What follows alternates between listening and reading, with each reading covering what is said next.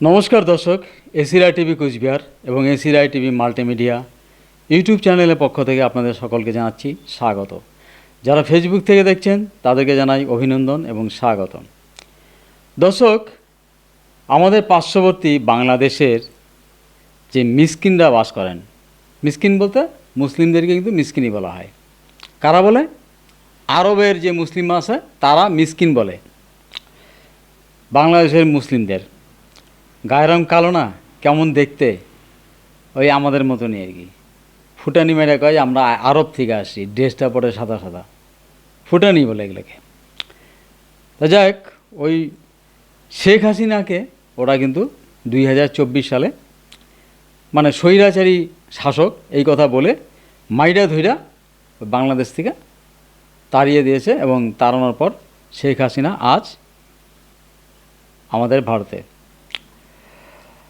তা এইটাতে ওদের একটা কনফিডেন্স জন্মে গেল কি, যে আমরা এই এত বড় স্বৈরাচারী শেখ হাসিনাকে দেশ থেকে তাড়া দিলাম, তাহলে ভারতের 150 কোটি লোককেও আমরা একদম এই দেশ থেকে ফুটায় দিয়ে একেবারে আটলান্টিক সাগরে নিয়ে ফেলাই দেব। আগে ভারত মহাসাগরে ফেলাবো, ওইখান থেকে একদম দৌড়ানি দিয়ে একেবারে আটলান্টিক মহাসাগরে নিয়ে যাব। এইটা কনফিডেন্স আছে ওদের। মানে মুসলিম আর মিসকিনরা যে এমন, মানে ওদের মানে মাথার মধ্যে বুদ্ধি, আর কি বলবো বলেন। শুনেছি 1 কোটি বাংলাদেশি রাজাকার তথা মিসকিন গজওয়াতুল হিন্দ করার জন্য তৈরি হয়ে আছে। গজওয়াতুল হিন্দ মানে কি? আমাদের ভারতে অ্যাটাক করবে, অ্যাটাক করার পরে হিন্দুদেরকে মারবে, ধরবে, মুসলিম বানাবে, আর তারপরে আমাদের বউ বাচ্চা মেয়ে, মানে আমাদের মানে বলতে আমাদের হিন্দু সমাজের সব লোককে নিয়ে যায়, নিজেরা বিয়া করবে, তারপরে নিজেরা 4টা 5টা করে বিয়া ঠিয়া করবে, আমাদের বউ ছেলে মেয়ে মানে ছেলেদেরকে নিয়ে যায় চাকর খাটাবে। এটা হচ্ছে গজওয়াতুল হিন্দ। আচ্ছা, বুঝেন ব্যাপারটা?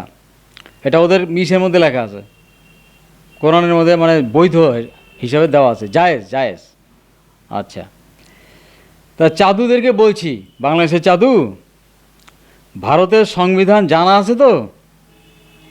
ভারতের ভিতরে আমরা হিন্দুরা আর মুসলিমরা যাই করছি, মানে আমাদের যে মুসলিমরা আছে না আমাদের ভারতে, তারা তো অনেকটা হিন্দুর মতনই পড়ে স্কুলে, তোমাদের মতো ওই যে অত খারিজা মাদ্রাসার মধ্যে পড়ে না। তাহলে তো কিছু প্রভাব তো আসেই না, এই স্কুলে পড়া যে বইটইগুলো পড়ে। তা তোমাদেরকে সাথ দিবে তো? আচ্ছা, যদিও বা দেয়, তা সব মিলে তোমরা কয় কোটি হবা? 30-40 কোটি হবা, বাংলাদেশ আর আমাদের ইন্ডিয়াতে মিলে 40 কোটি। আর আমরা এদিকে আসি নানে করেও 130 কোটি হিন্দু। আসবা, মারামারি করবা? আহো, বাংলাদেশের ভাষা বলছি আর কি, আহো একটু মারামারি করে নেই। তা বাইরে থেকে যদি কেউ আসে আর কি, আমরা দেশের মধ্যে কি করতেছি, আর এখানে রাজনীতি, অনেক কথাবার্তা, মিটিং মাটাং অনেক কিছু হবে ভারতের ভিতরে, কিন্তু বাইরে থেকে বন্ধু কেউ যদি আসে এখানে আমাদের ভিতরে পাকামি মারতে, কি করা হবে জানো? তাদের আমরা সরাসরি হত্যা করব, উল্টে তাদের দেশকে আমরা দখল করব, ওই যে রাশিয়ার মতো। আর সেটা যদি কোনো কারণে বাংলাদেশ হয়, মানে চীন আর পাকিস্তানকে সঙ্গে নিয়ে আক্রমণ করবে আমাদের, তাই তো এ বুদ্ধি। তা আমরাও যা এখনই সে ইন্দোনেশিয়া, অস্ট্রেলিয়া আর নিউজিল্যান্ডে যা সেনাঘাঁটি বানানোর ব্যবস্থা করে রেখেছিল মোদিজি, তাহলে পিছন দিক থেকে ওই দিক থেকে যদি চীনের সৈন্য ঢোকে ওই রাস্তা দিয়া, তাহলে ওদের ঠিক জাস্ট পিছন দিক থেকে আক্রমণটা করবে, চীনের সেই জাহাজগুলোকে উড়ায় দেওয়ার জন্য। ভালো লাগবে তো? জাহাজ কিন্তু এদিকে আসতে দেবো না। আর আমাদের আন্দামানে কী করা আছে জানো? কি সেট করা আছে? একদম সেই রকমভাবে ধোলাই দেওয়া হবে। আর আমরা তো এদিকে আসি 140 কোটি, মানে মাইনাস হবে কিছু, 130 কোটি প্লাস ইন্ডিয়ান আর্মি। তাহলে তোমরা হলে 18 কোটি একদম সেনা টেনা নিয়ে।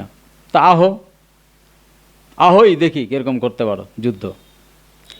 আমরা তোমাদেরকে ইউক্রেনের মতো অবস্থা করব, অর্ধেক বাংলাদেশ তো দখল করবই, একবার ঢুকলে পরে ছাড়বো না। আর আমরা এটাকে কি বলি জানো? তোমরা যা তো ভুক করো, ভারত দখল করবা, হ্যান করবা ত্যান করবা, এটাকে আমরা বলি কি, ছালনাই কুত্তার বাগানাম।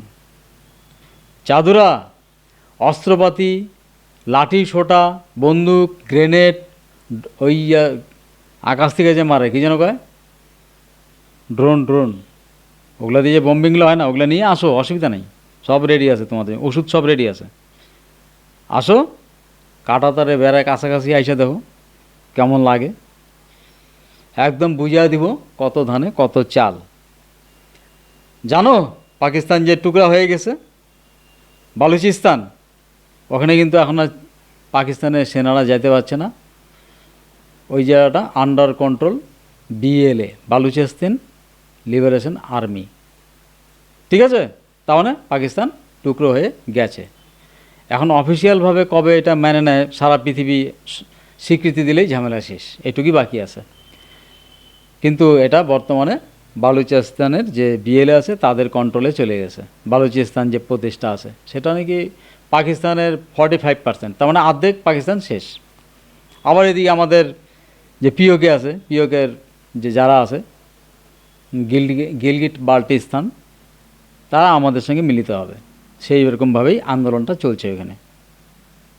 কি মাথা মোটা বাংলাদেশি বন্ধুরা, এইটা হচ্ছে খেলা, দেখতে পারবা। এত ডায়লগ মেরে কাজ হয় না। অল্প জলের মাছ যারা না, তারা তো ফরফরানি মারে, তো তোমাদের ফরফরানি দেখানো হবে। শেখ হাসিনা যাচ্ছে না, তোমরা কি মনে করতেছো সাধারণভাবে যাচ্ছে? সাধারণভাবে রঙ্গ করার জন্য যাইতেছে? দেখতে পারবা গেলে কি কি হয়। আবার দরকারে 71 সালের মতো রাজাকার হত্যা করা হবে এখানটায়, এটাই হবে।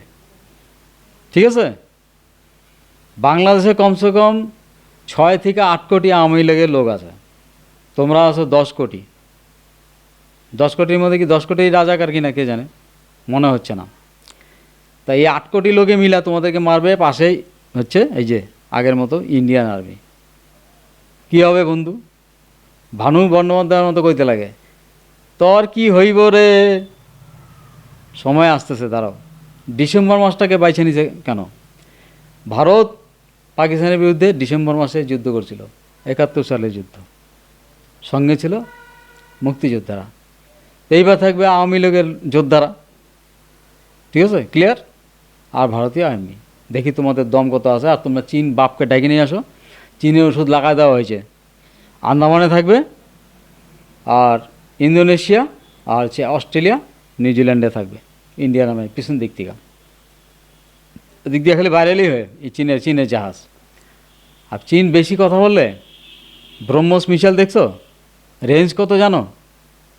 ওগুলো মারতে এক দেশ থেকে আরেক দেশে যাইতে লাগে না, এইখান থেকে মারা যাবে, কিচ্ছু যাইতে হবে না।